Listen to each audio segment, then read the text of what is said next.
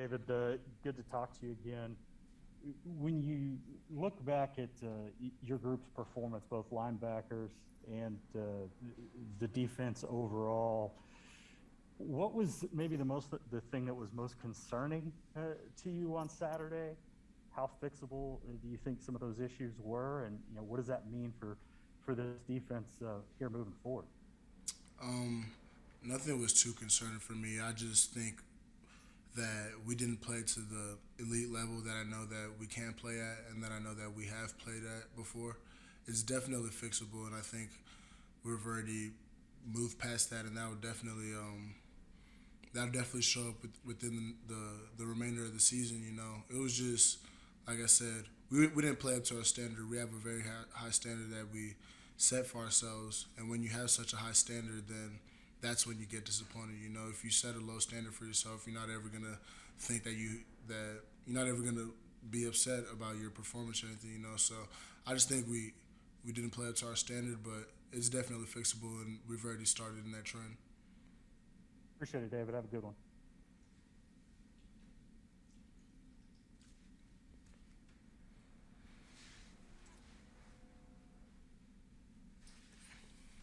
Let's go next to Mason Young. Hey, David. Lincoln mentioned kind of the excitement surrounding this week of getting back to the normalcy of having a full stadium again. As players, is that something that you guys are looking forward to as well, that kind of energizes you, seeing the stadium like it was 2 years ago versus last year? Yeah, definitely. We love the fans because we know that fans could have an impact on the game for sure.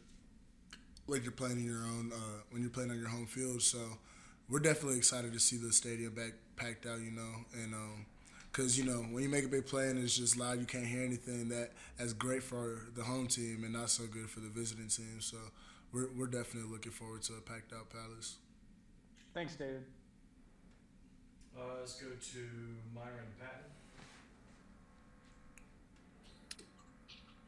Yeah, David, you mentioned the fact you guys didn't play up to your standard. When that's going on, they're making some plays, but you're also making some mistakes. What's the attitude? Are you angry? Are you surprised that's happening? What's the general feeling of the team, the defense, when that's going on?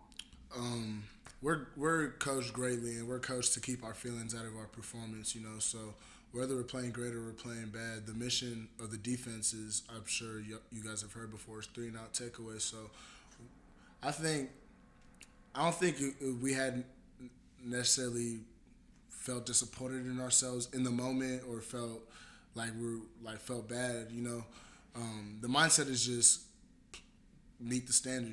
Continue doing what we need to do and execute. So that's pretty much it.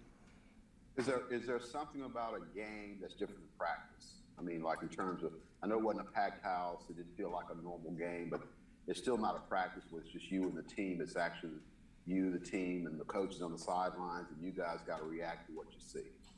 Yeah, there's definitely a difference between the game and practice because just the whole intensity level is raised up, and we're at practice. You're working. You do everything working towards the game, and then Saturday comes, you're actually in the game. So the risk is higher, and it's a whole different ball game when it comes to Saturdays versus the practice throughout the week. Thanks. James Hill. David, in the second half, by your own admission, didn't go the way you guys wanted until late in the game. So was it fatigue? Was it, I don't know, just the first game? What happened especially in that third and fourth quarter before you guys rallied late in the game? I don't think you can necessarily put a name on it besides what I've said before. We just simply didn't meet the standard. I don't think anybody was fatigued. We have depth in this defense, so nobody was ever too tired to play or go hard. It was just a simple matter of the fact that we didn't play up to the standard that we needed to until we actually started doing that. Were they doing something that bothered you? Were you seeing things that you didn't anticipate? No, not at all. We prepare ourselves great for this game. We saw everything I guess you could say we expected to see. It was more of us just not executing what we needed to do. I don't think we were ever overwhelmed by them or anything. It was just us not executing our game plan. David, thanks. Good luck Saturday. So, Go next to Austin Curtright. Yeah, David. Defense had the 3 turnovers, the final stop to sort of seal the game. Do those flashes sort of help you give the indication that you guys can return to that high standard that you have going on later in the season? yes, definitely, because like I said, it's very black and white. We either meet the standard or we don't. So when defense is playing like that, we know that we're in our A game, and in our A game, I don't think anybody can beat us. But when we play in our B game, pretty much anybody will be able to get the upper hand. So seeing those flashes, everybody knows what we're capable of, and that just seeing us make those plays proves us.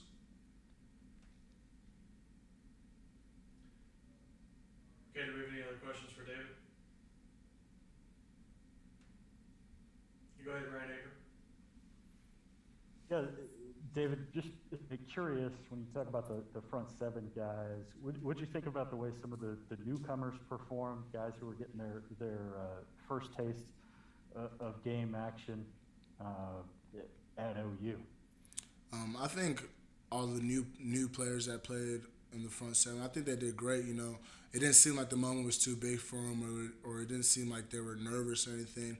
They got right in the game because throughout the week of practice, we do a great job of, we say we play the game throughout the week of practice. So when it gets to Saturday, it shouldn't be eye-opening when you get in the game and have to execute what you need to do because, we don't change. So seeing the young guys go in there and make those plays, like Clayton Smith is one that dove on the fumble, and Danny Stutzman, he's going to be a great player. So just seeing them go in there and make those plays, makes us proud as an older guy, I guess you could say now. Appreciate it, David. Go back to Austin Curtright. Yeah, Coach Grinch just talked to us and said that Billy Bowman was someone that was, more of a bright spot on the defense. I know he's not in the same position group as you, but, what did you see from him as a freshman early on in this game? I seen a very level-headed person, a very level-headed player, and a very smart player, and also like aggressive. I like Billy a lot, and I tell him this all the time. I love how he plays because he doesn't see himself as a freshman. He came in and he sees himself as someone that's part of this defense, and he takes pride in his performance. So I was really proud to see Billy perform the way he did.